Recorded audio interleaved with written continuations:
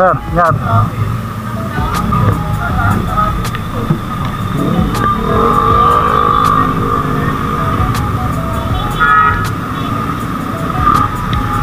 Ingat tayo guys.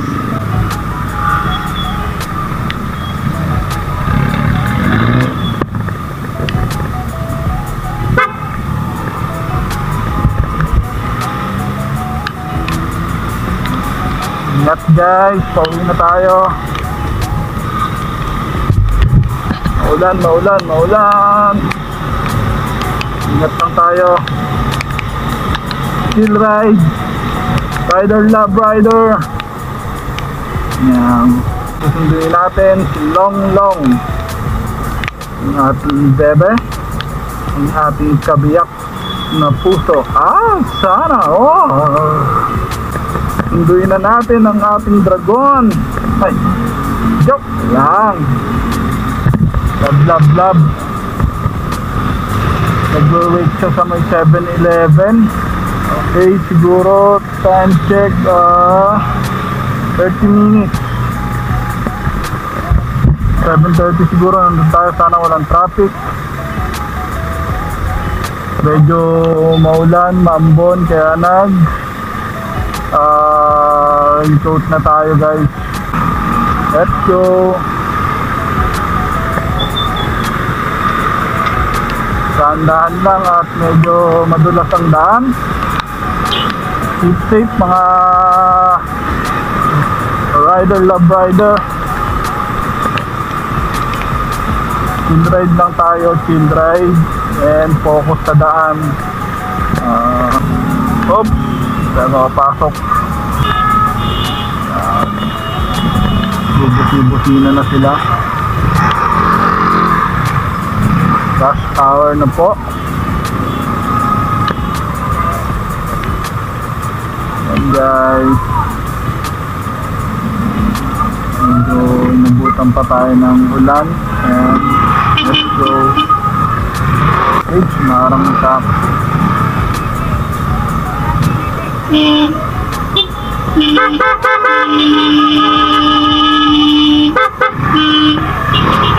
Ano naman yan? Parang pasi-taxi doon, barahan. Siyempre, buti na lang tayo ng konti. Nabaybay natin ang ano ba to? Quezon Ave, may Teacher Mall. Medyo maambon, maulan, ingat guys. Wow, dad. Wow, napakaganda naman.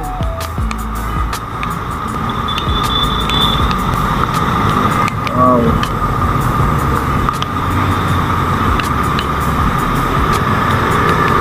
napakaganda.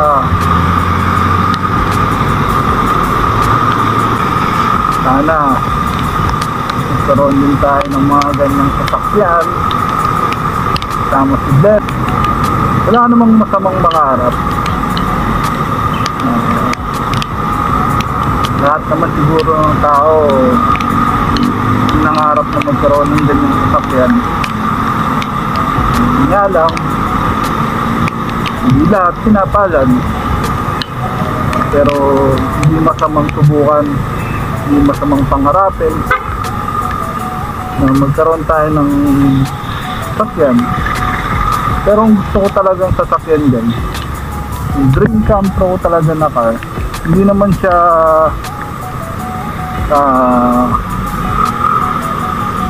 hindi siya bongge. Talagang nagustuhan ko lang sa kanya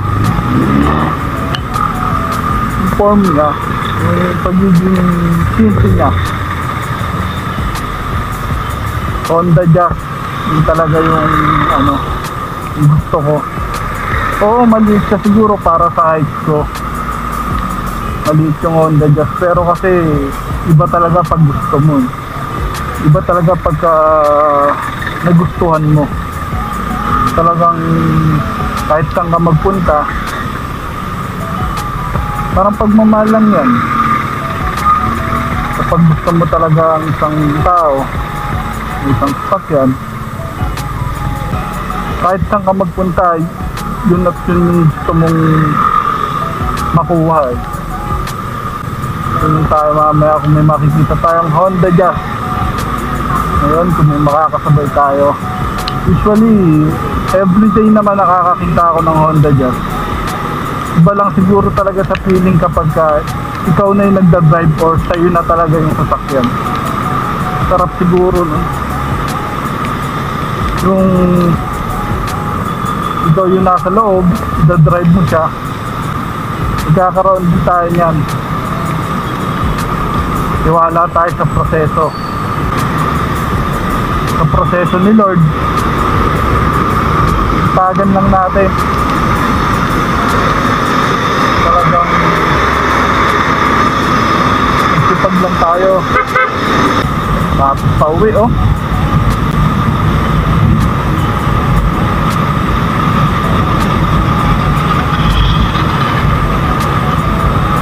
Tignan natin kung meron tayong makikitang Honda Jazz. Siguro kapag may nakita tayong Honda Jazz ngayon, ngayong gabi, yung pauwi tayo dito sa video na to, siguro yun na yung yung sign na hindi man ngayon, pero darating yung araw na magkakaroon tayo ng Honda Jazz. Lang natin sigilang mangarap, lang natin sigilang magtumikap, ipagan lang natin araw-araw.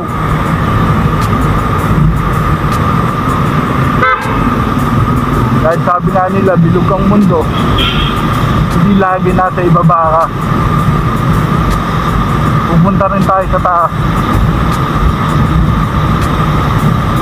At kapag nasa taas ka na, huwag mong kakalimutan yung mga nasa baba sa'yo. Huwag mong kakalimutan tumulong kung saan ka nang galing.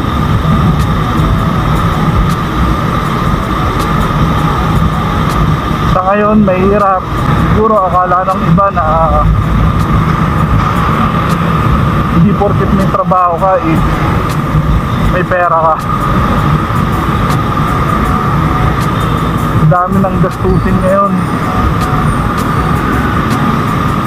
Ang hirap makaipon para sa sarili. Yung tipong pasahod ka lang, daraan lang sa kamay mo, mapupunta sa lahat ng bayarin, sa lahat ng mga bill. Tignan nyo guys, baka may madaanan tayong Honda Jazz. Pag may nakita tayong Honda Jazz ngayon, may nakasabay tayo, sana meron nga. Nakita tayong Honda Jazz ngayon, pauwi. Kasi pa nalolobat ang ating camera. Uy, yun, video yata yun. Kaso dapat hindi nakasalubong, dapat kasabay natin. Honda Jazz JV, Honda Jazz kasalam. Hop, ano to? Honda Jazz kulay red. Nakaka lang, no? Kapag ka yung parang sinasabi mo kakatotoo, sarap lang sa feeling, parang hindi pong nagmumukha kang bata. Kita nyo yung guys, Honda Jazz kulay pula. Sarap lang sa feeling, nakakita ko ng Honda Jazz. Hindi siya sa likod natin. Dahil mo sa stoplight pa, parang hinintay niya talaga ako.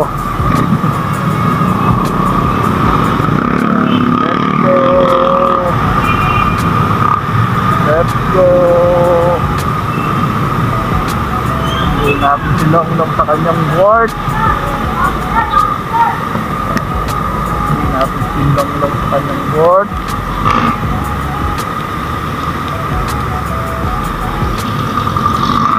Uy. Traffic yata ah.